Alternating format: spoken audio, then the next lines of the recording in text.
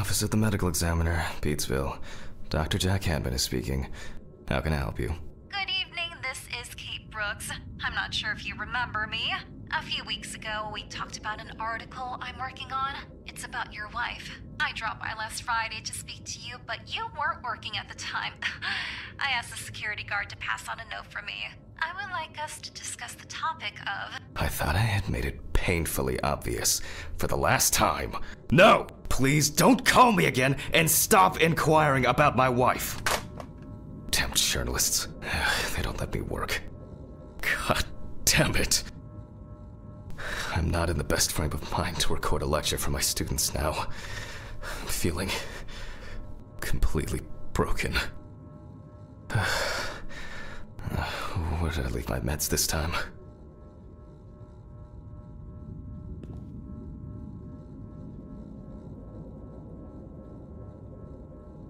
Stephen didn't clean up after himself again.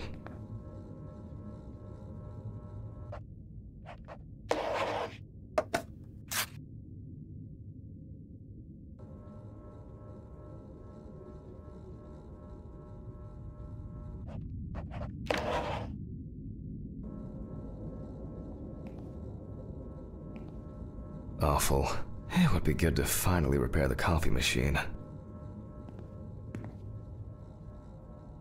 They definitely pay me too little for this.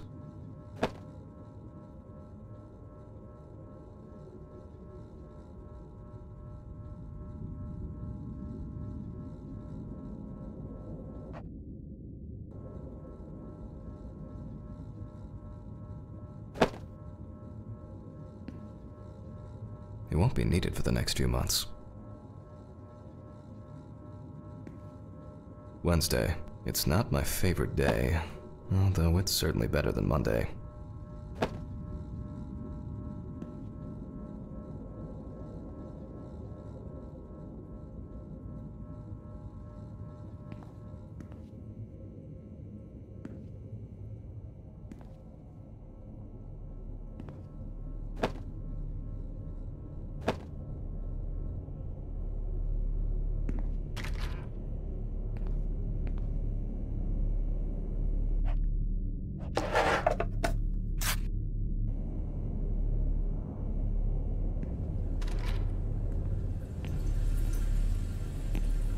Okay, time to pull myself together.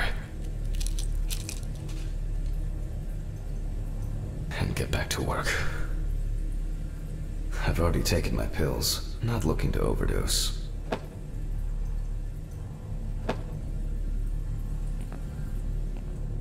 I need to set the camera first.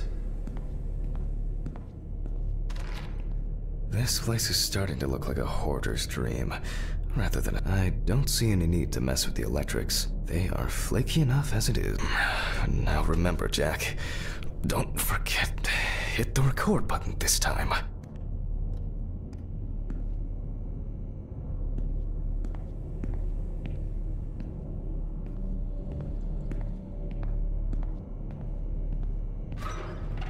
Hopefully the new tripod is going to hold up.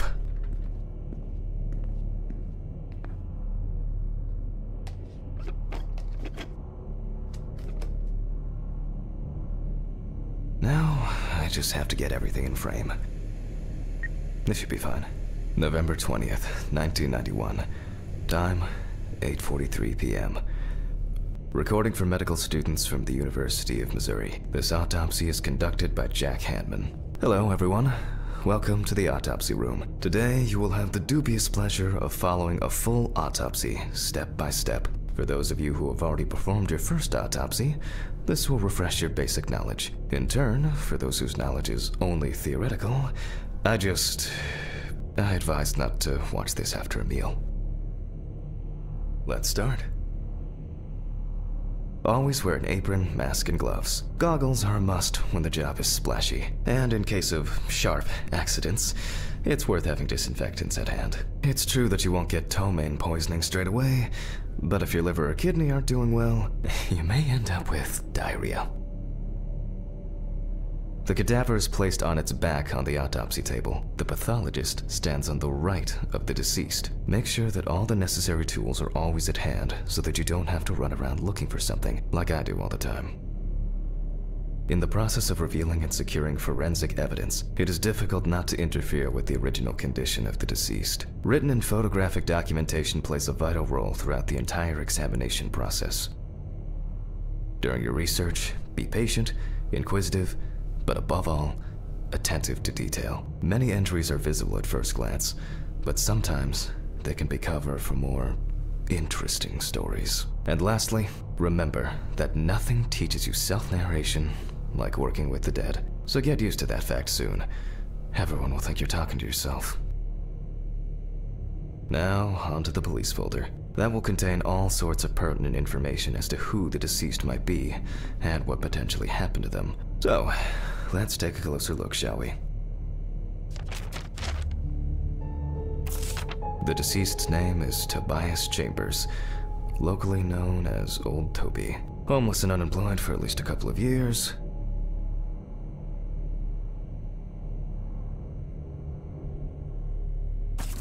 The deceased was found on the outskirts of a parking lot at a gas station, where he often begged and persistently offered drivers to wash their car windows. The body was noticed by a station employee during the morning shift. Initially, he thought that someone had thrown some boots and a coat in a nearby ditch. It took him a moment to recognize the pile of clothes as the body of a man. He worked most of his life at the local port dealing with unloaded cargo. He was fired for being drunk and starting fights. His son runs a hardware store on his own. His wife left him years ago. They both had no contact with the deceased. Signs of libation were found around the body. Empty bottles, traces of an inept attempt to start a fire, and a scattered makeshift blanket. That's it. It's worth remembering the context around the scene of a death. This allows you to better interpret any traces found on the body.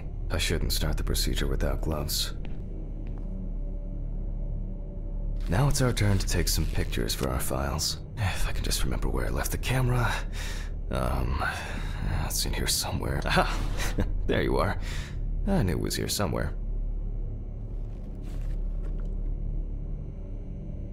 As I mentioned at the beginning, before we begin the internal examination, we need to document the cadaver and the condition it arrived in. We begin with a full body photo. Try and stick to the top-down rule, but this is not always possible. Let's keep in mind it's all about the legibility, not the perfect frame.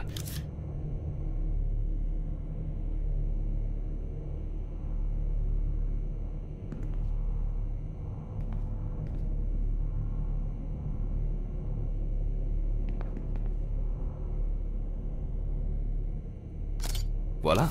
Now we move on to the next step, looking for traces. Take your time.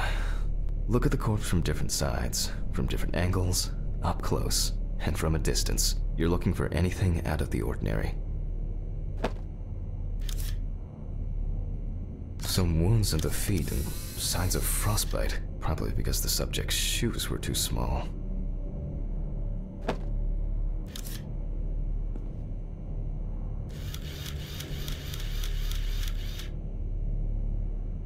Hardened hands, worn out by physical work, and frostbite?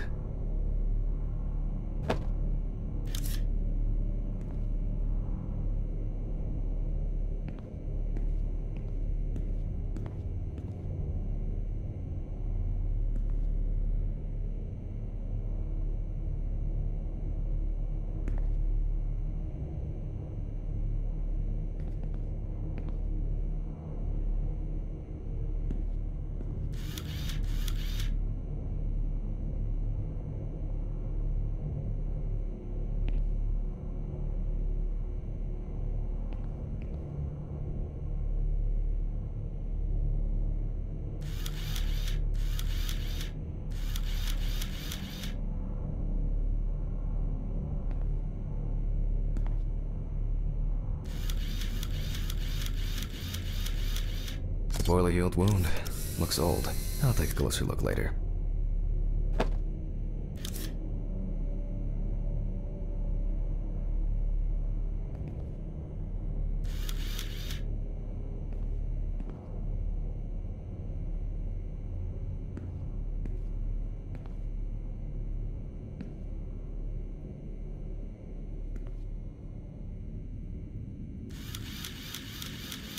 That's something interesting. It will be necessary to check whether this injury was severe enough to cause damage to the brain. In a moment, we will check which of our initial observations will be worthy of further consideration. But before we get to that, I need to write down some basic data.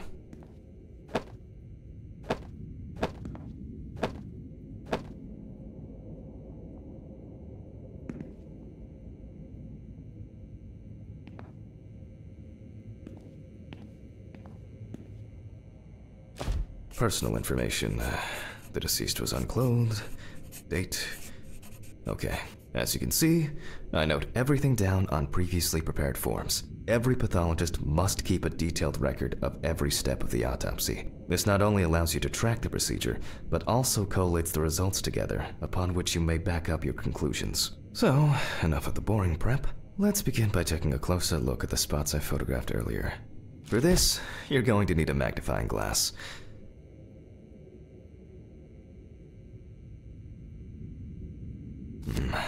Which spot first? Here we can see frostbite on the fingertips. We can tell by the characteristic skin color.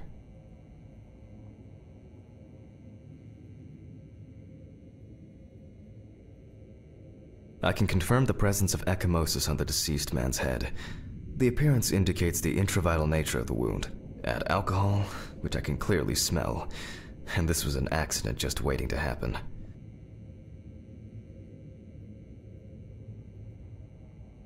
It looks like a burn mark, no doubt painful, but it's not pertinent for this case.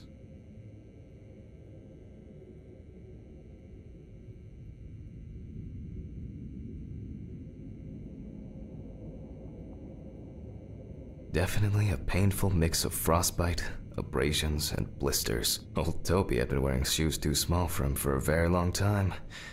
That's if he wore any at all. So far, there are a lot of superficial wounds, but only one serious injury to the head. Let's go back to our notes.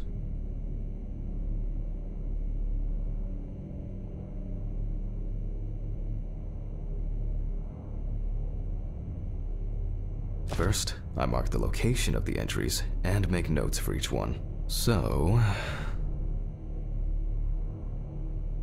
even though this type of wound didn't contribute to the deceased's death, we're still required to record it. The head wound. Definitely an important clue.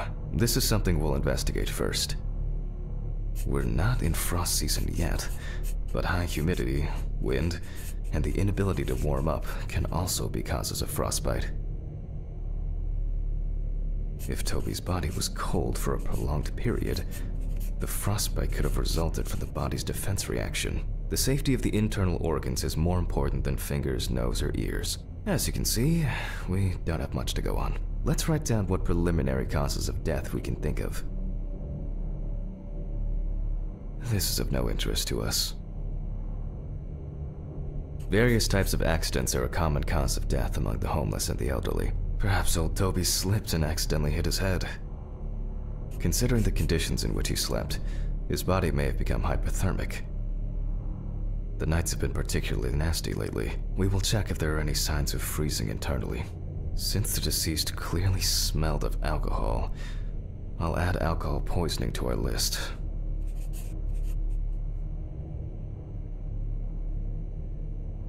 We still have one thing left from the basics: rigor mortis.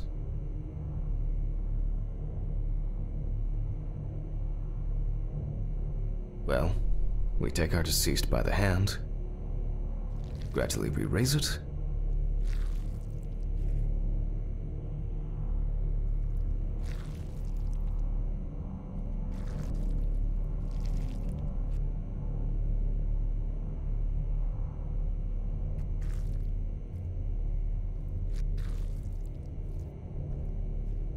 now let it go.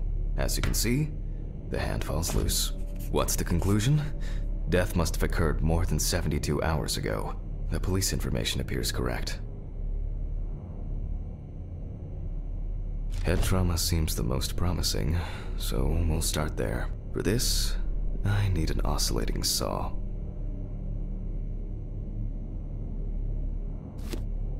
The cut is made from ear to ear.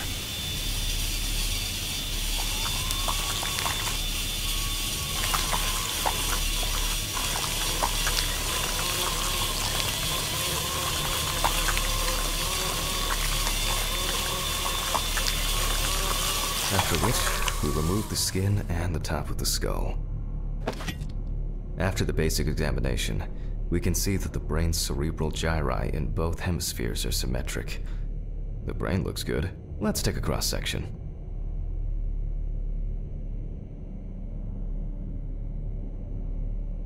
Some pathologists prefer to examine organs without removing them. However, for me, it's much more convenient to examine them on a board, which we'll do now.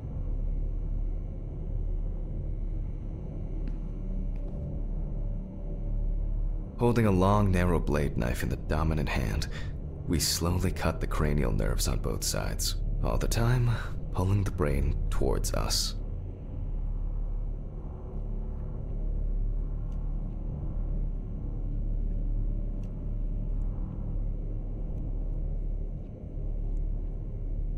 So far, so good. The hematoma seems to have had no effect on the brain.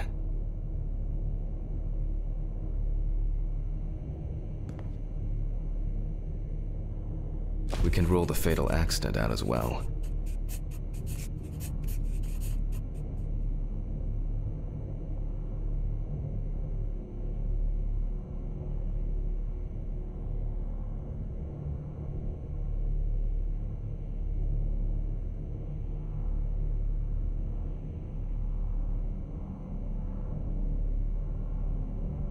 Brain is in good condition, so we have no choice but to proceed to the internal examination of the other organs. I grab a scalpel from my kit. The incision should be in the shape of a letter Y. We use a deep cut to reach all the way to the ribs and to penetrate the abdominal wall.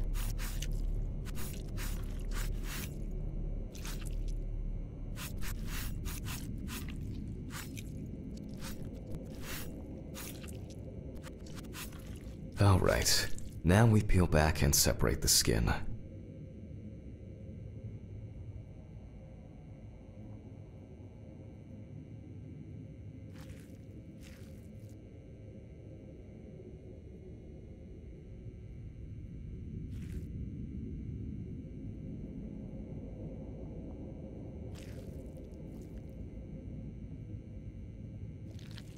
Now, we need to remove the ribs. We'll need the loppers for this.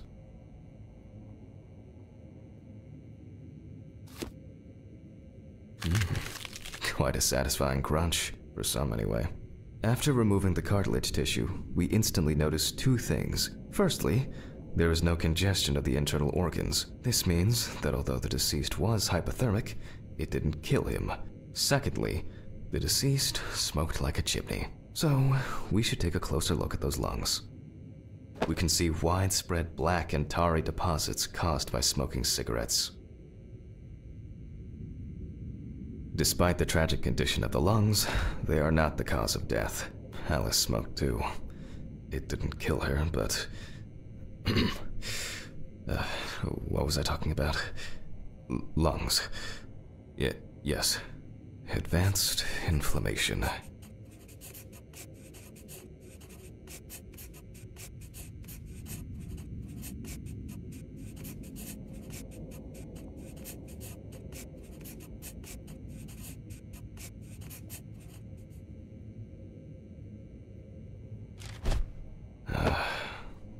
What now?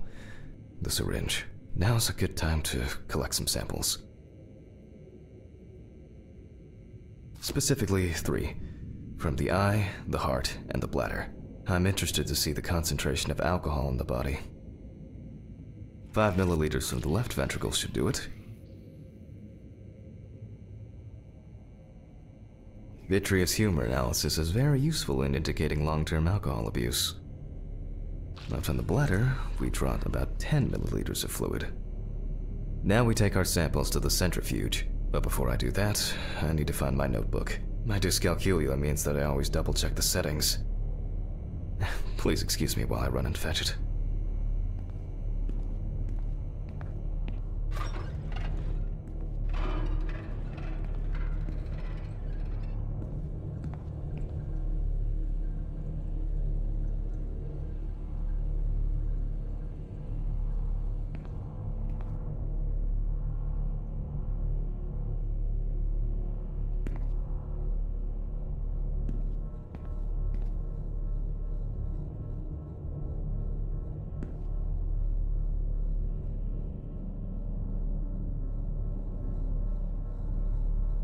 This whole thing is covered in stains. I should check this out under the microscope sometime.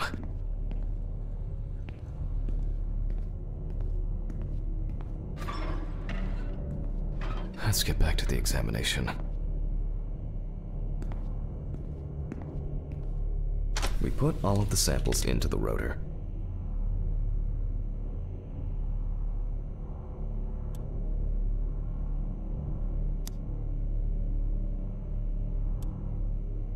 Now, we set the appropriate time and speed.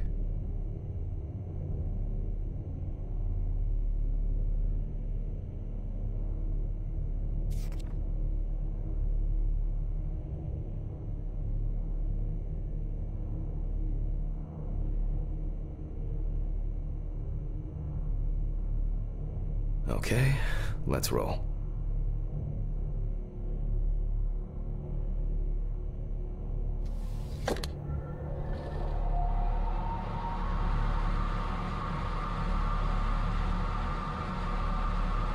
Oh shit, the fuses again.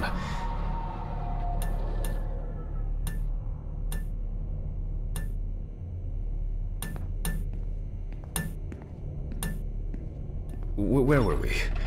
Oh yes, the blood alcohol concentration.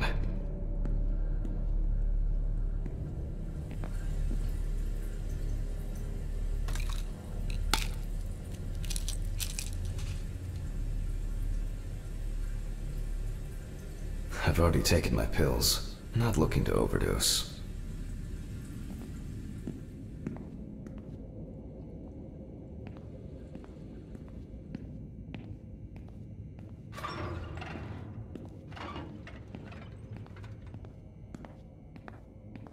Let's see what we've got here.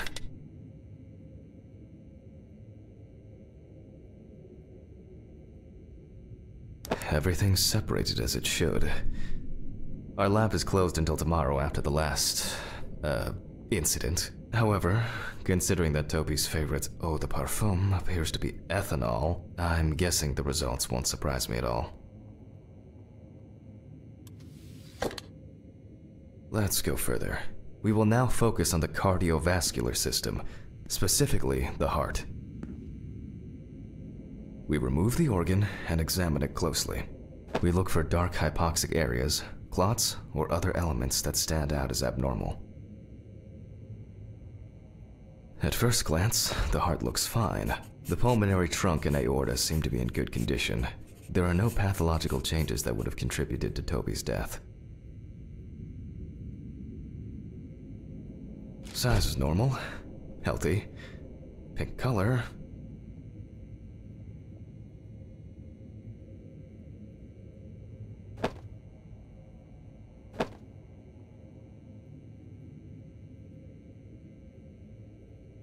And as expected, the stomach has no major external damage. We must now cut it open and inspect inside.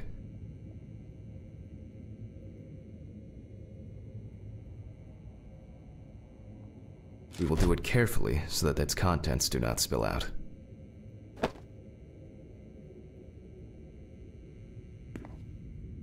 We open the stomach along the greater curvature, from the heart to the pyloric end.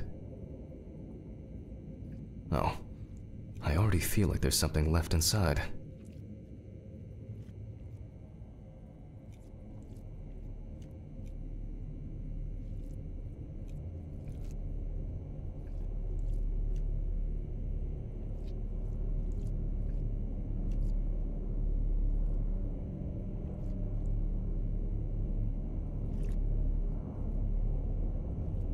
Okay, large amount of gas, small amounts of yellow, grayish food content, resembling some kind of meat.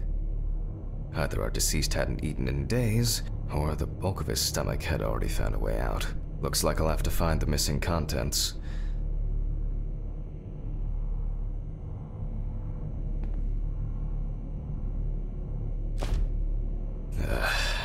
There are two ways here. One is obvious, and the other is... It couldn't have been suffocation, could it? I'll add this to the list and move on to the deceased's neck.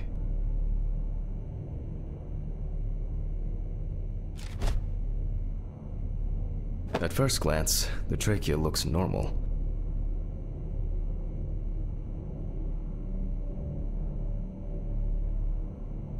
Same result as with the stomach. The external inspection doesn't tell us anything. This time we'll cut on a tray.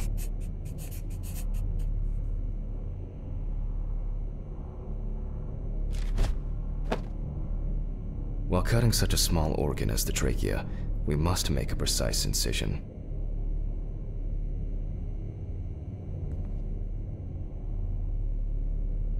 To be able to cut with the very tip of the blade, we must hold the scalpel as we would a pen.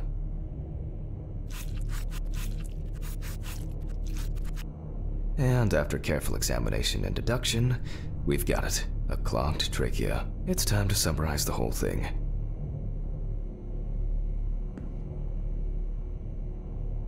Based on the report and preliminary documentation, it's safe to assume that the deceased passed out after consumption of alcohol and then fell asleep on his back.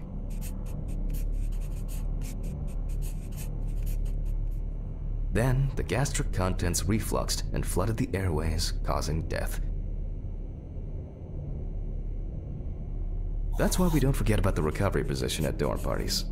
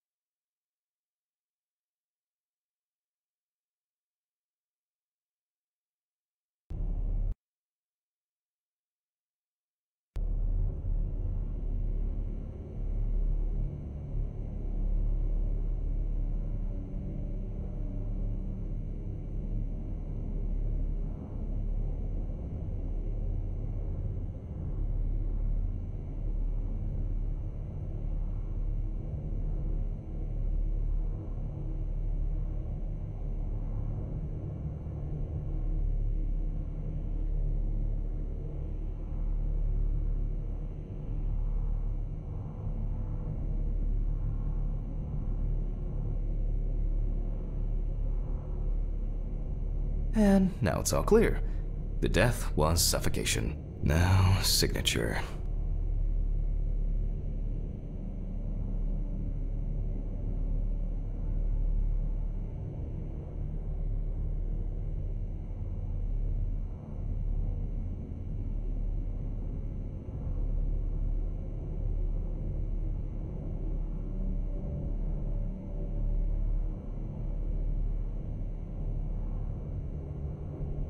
The mystery is solved. But for us, this is not the end. First, the dead body needs to be cleaned up.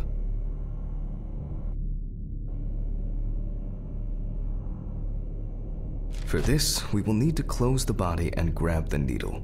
First, we unroll the skin flaps.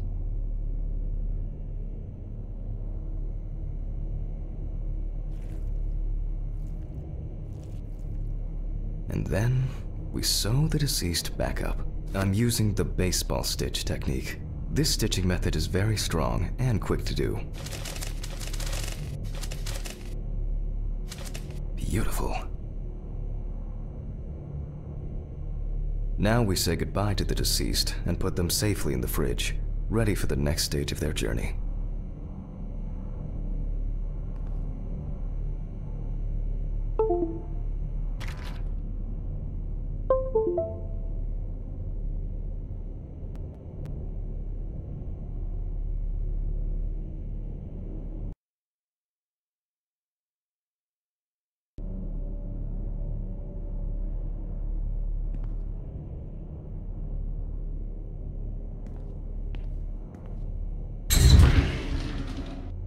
God, I'm tired. I'll drop these samples off at the lab on the way to the bar.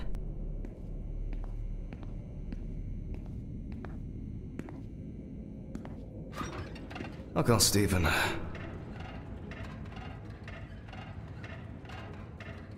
don't feel like drinking alone today.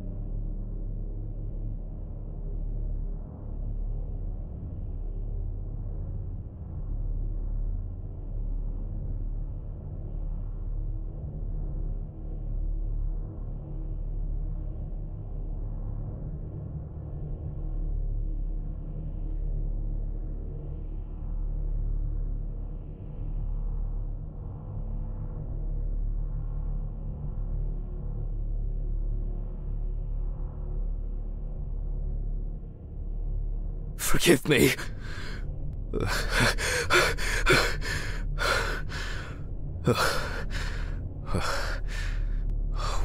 What?